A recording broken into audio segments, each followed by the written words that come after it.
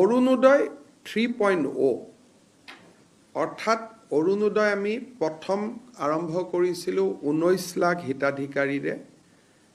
অৰুণোদয় 2.0 আমি সামৰি লৈছিলোঁ 27 লাখ হিতাধিকাৰী।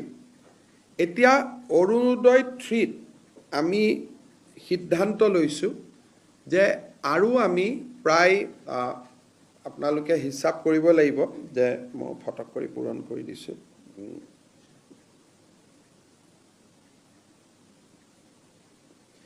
আমি আৰু 20 লাখ হিতাধিকাৰী এই আঁচনিৰ আমি অধীনলৈ আনিব খুজিছোঁ।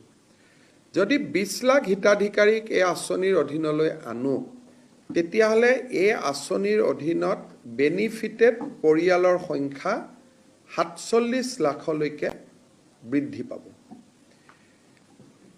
আমি অৰুণোদয় 2.0 আধাৰ আৰু ৰেচন কাৰ্ডৰ লগত জড়িত নাছিলে।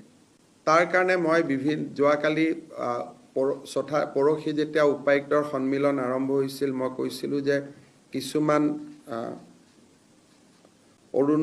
অৰুণোদয় হিতাধিকাৰী অবাঞ্ছিত লোকৰ হাতলৈকেও যোৱাৰ কিছু তথ্য আমাৰ হাতলৈ নিৰ্বাচনৰ সময়ত আহিছিলে।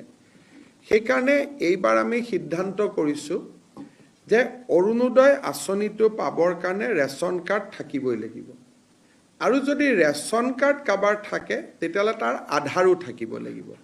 অৰ্থাৎ Orunodoi will be link with Aadhaar and ration card.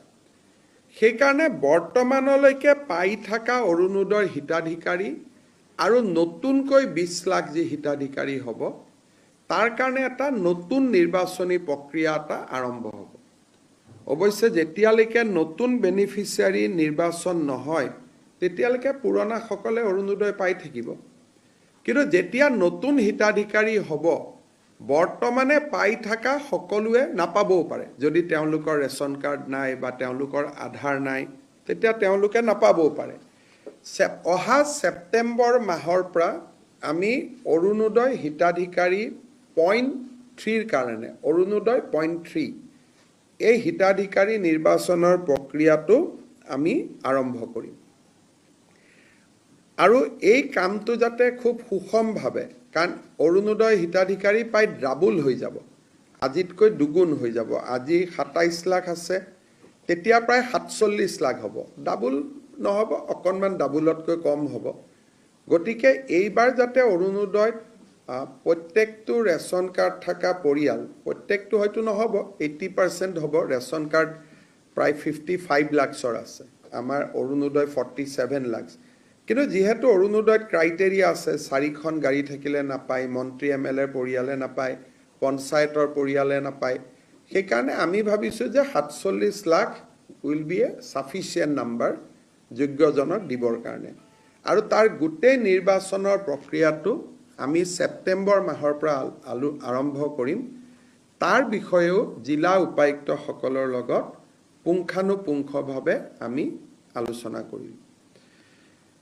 এইবাৰ আমি প্ৰথম চৰকাৰ আৰম্ভ হোৱাৰ পিছত আমি চাউল বা ধান কিনা আৰম্ভ কৰিছিলোঁ। এইবাৰ চৰকাৰে ধান কিনা